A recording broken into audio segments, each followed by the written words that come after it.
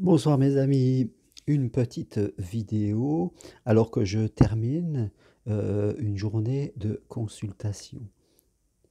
Célibataire, veuf, divorcé, êtes-vous vraiment libre en restant seul, en vivant seul? C'est souvent quelque chose que l'on me dit, voilà, j'ai peur de perdre ma liberté. Et je suis toujours étonné de cette question, de cette interrogation, comme si l'amour allait faire que nous n'étions plus nous-mêmes, nous allions perdre notre liberté, nous pouvions plus pouvoir faire de choix personnels. Je me souviens, j'ai divorcé, j'ai vécu un deuil parce que la maman de mes enfants est décédée, donc j'ai vécu des étapes seul dans ma vie. Mais je sais qu'au bout d'un moment, cette solitude, le fait de faire ce que je voulais, quand je voulais, ne m'intéressait plus. Parce que quelque part, je m'y ennuyais. Oui, j'étais toujours à la recherche d'amis, à la recherche de personnes. Il m'est arrivé d'avoir des relations épisodiques avec des femmes. Ça ne durait pas parce que j'avais plus envie forcément à ce moment-là de me réengager. Mais au fur et à mesure, un ennui s'est installé parce que faire tous les jours les choses seul, eh bien oui, ça devient ennuyeux parce qu'on a besoin de partage, mais de partage plus profond.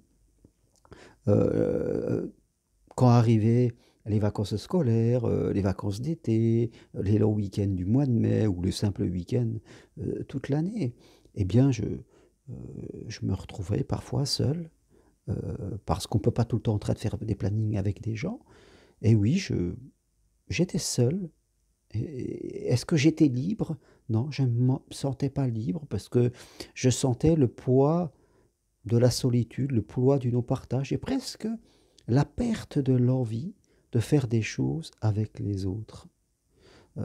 Comme si en moi, il y avait un repli qui se faisait tout doucement. Et après, bien sûr, j'ai changé, je me suis repris, j'ai redit oui à l'amour et aujourd'hui, je suis heureux de m'être marié il y a une dizaine de jours maintenant, alors que je vais avoir 60 ans. Vous voyez, c'est mon troisième mariage à 60 ans et j'en suis plus que ravi. L'amour nous apprend à progresser. On sort des vieux schémas, hein, où quand on se vit à deux, on n'ose plus faire des choses soi-même. Aujourd'hui, je me sens libre, vraiment libre. Et libre en vivant avec quelqu'un qui est libre elle aussi. Et puis, cette liberté, on n'en abuse pas, on est ensemble. Et tous les deux, on vit une liberté, on la partage. En plus, on est indépendants parce qu'on est tous les deux dans la relation d'aide. Donc, c'est quelque chose d'extraordinaire.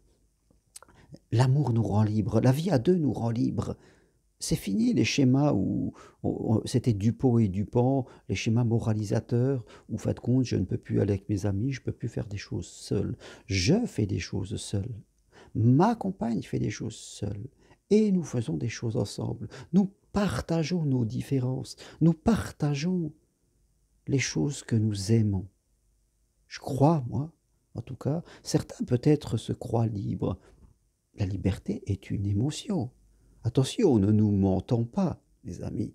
On se raconte toujours des histoires pour justifier notre choix. Certains peuvent être libres et se dire, moi je me sens libre, complètement libre. Très bien, tant mieux pour eux. Est-ce que ça va durer? Il faudra se reposer la question parce que on évolue. On peut sortir d'un divorce et se dire qu'on n'a pas envie d'y replonger ou qu'on a peur de ressouffrir. Et on a envie de rester seul, c'est tout à fait normal. Après, est-ce que 5 ans, 10 ans après, quand le temps passe, comment on sera? Si on a peur de l'amour, si on a peur de la vie à deux,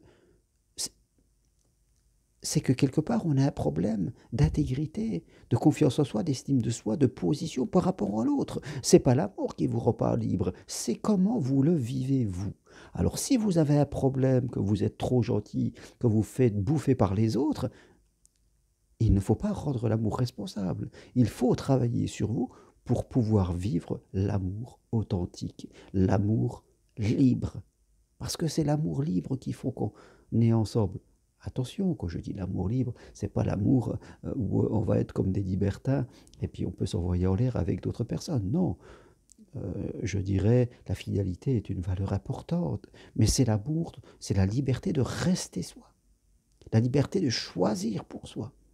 Oui, il faut rencontrer une personne qui est à ce niveau spirituel. Voilà ce que je veux partager avec vous ce soir. Vivre à deux, c'est être libre. Rester seul, ce n'est pas toujours être libre. C'est l'idée qu'on peut s'en faire. Mais quand on est toujours tout seul, à la fin, on perd l'envie de faire les choses. Il faut toujours quelqu'un avec nous. Sinon, seul, on n'a plus envie.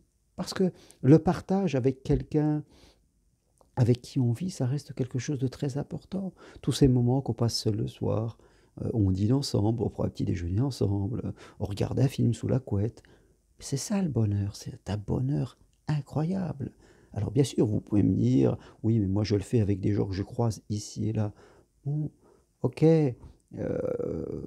si tous les 3 mois il y a une autre personne dans votre lit, pourquoi pas? Est-ce que ça c'est la liberté? Est-ce que c'est l'amour? Est-ce que c'est le bonheur? Chacun doit répondre pour soi. Moi, pour moi, ça ne l'est pas. En tout cas, c'est pas ce que je souhaite. Voilà en tout cas ce que je veux partager avec vous. Réfléchissez-y. Si vous voulez aller plus loin dans votre situation, que vous êtes marié, divorcé, veuf, célibataire, quelque chose ne va pas, eh bien prenez rendez-vous avec moi, investissez sur l'amour. Rendez-vous possible à distance de chez vous, par Skype, WhatsApp, téléphone. En 1 ou 2 séances, on peut changer complètement sa vie. Je vous dis bye, merci, à bientôt.